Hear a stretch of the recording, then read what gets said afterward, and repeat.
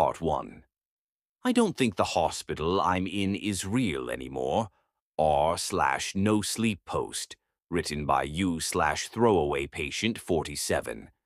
I've been in the facility for 31 days. At least, that's what my chart says. The nurses keep the clocks hidden. They say it's to help patients live in the moment. But I know that's a lie. You can't live when you don't know what day it is. You can only drift. It's not like the place looks like a hospital. The walls are too smooth, like someone painted over the seams. The lights don't flicker, but they hum, a low, almost living sound, like a breath that never ends. Every hallway looks the same, too. Pale green walls, no windows, just doors numbered in black vinyl. Mine says 117B. The first week I tried asking about the B. The nurse just smiled and said, "That's for the basement wing." But there is no basement. I know because I asked the janitor, the only one who actually talks to me like I'm human. His name tag says Jerry, but the letters are peeling. When I asked where the basement was, he stopped mopping, looked over his shoulder, and whispered, "Don't look for floors that don't exist, kid." Then he went back to mopping the same square of tile, over and over, for an hour straight. The staff all looked the same, too. I didn't notice it right away. Different faces, but not really. The same smiles, the same eyes that never quite focus on you, like they're watching something around you.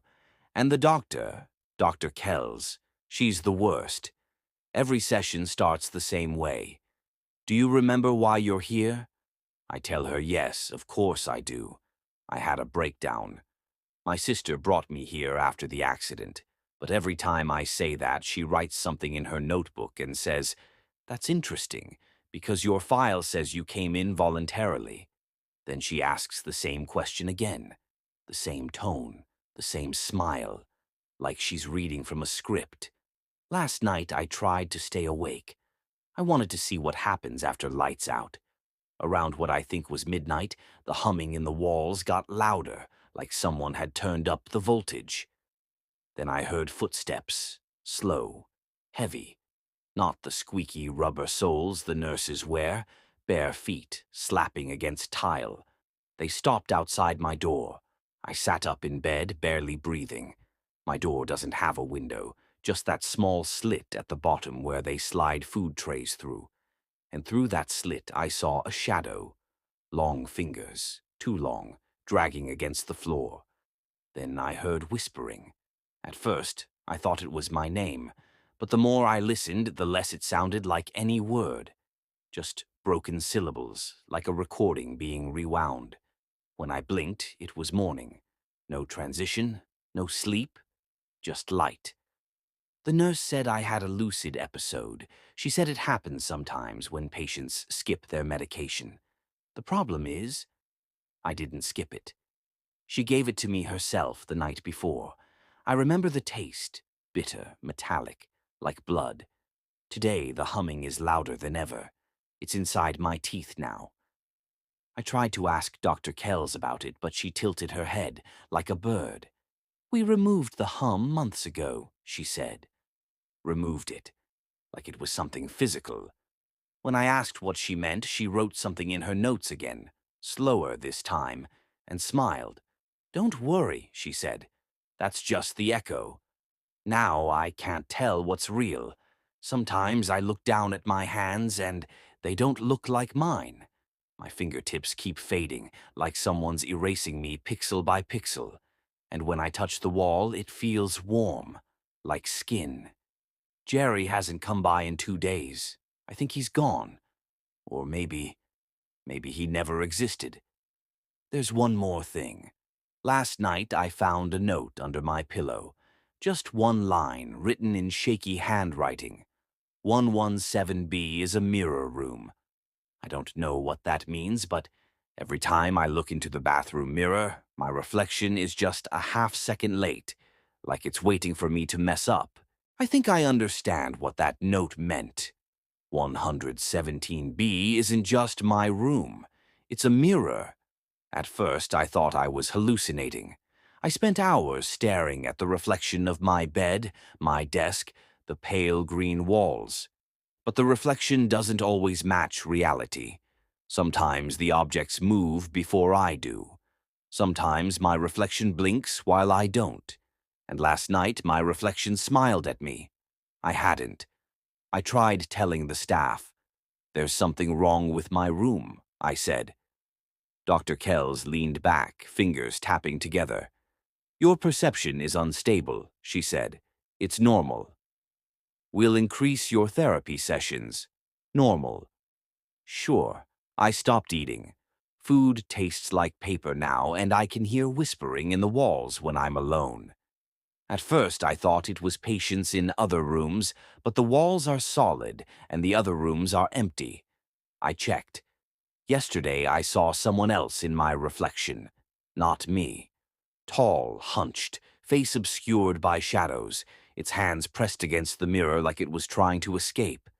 I blinked. It vanished. I'm not supposed to leave my room after lights out.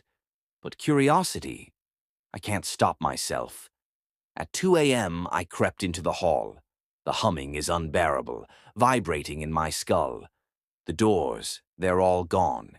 Every numbered room looks the same now.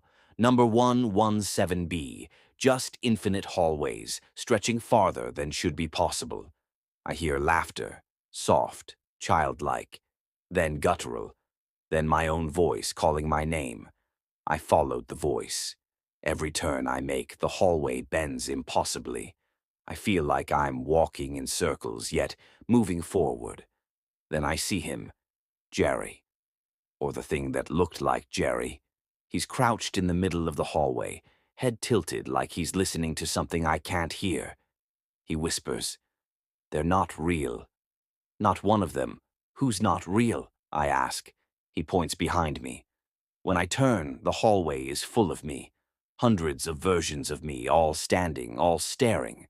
Some smiling, some screaming, some crying.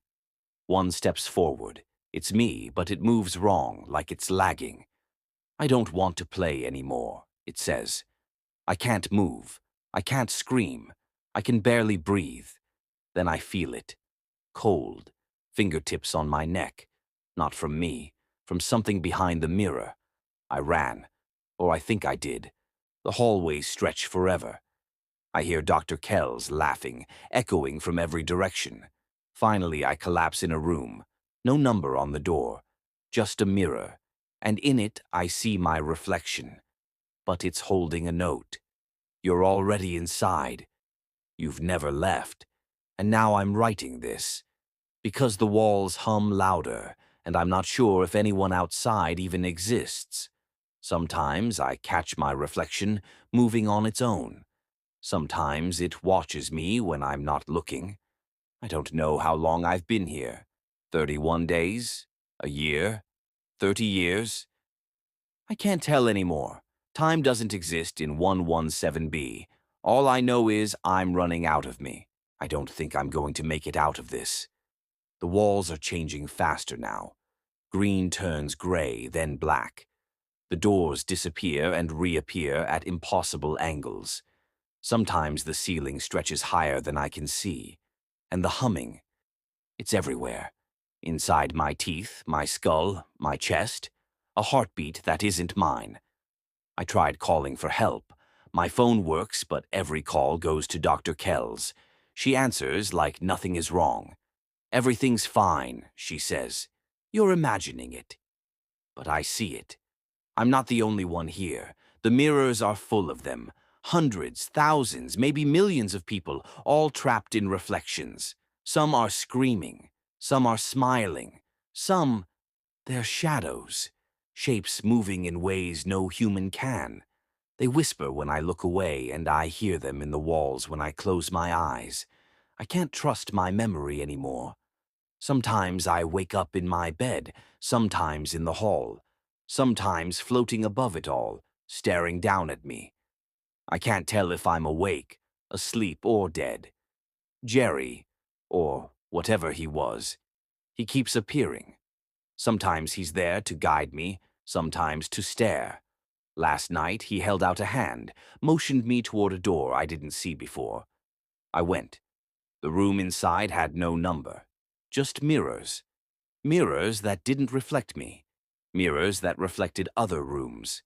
And in each reflection, I saw versions of Dr. Kells, all smiling, all writing in their notebooks. "You're ready," one of them said in unison. I realized then, 117B isn't a room. It's a system, a trap, a loop, a place where reality is edited until you forget who you were before. I tried breaking a mirror. My hand passed through it. The reflection didn't shatter, it just stared and smiled. Then I noticed something terrifying. My reflection is slowly moving on its own. It's no longer copying me. It's planning, watching, learning. I can't escape. Every hallway I take leads me back here. Every door opens to another mirror. Every reflection whispers my secrets, my fears, my regrets. And the whispers are no longer human. They sound like teeth grinding, paper tearing, metal scraping. They say, "You belong to us now. You've always belonged. I can't tell where I end and the mirror begins. I can't even tell if I'm writing this, or if the words are coming out of me by themselves. I think I'm breaking. I don't know if there's a way out, but I have to try."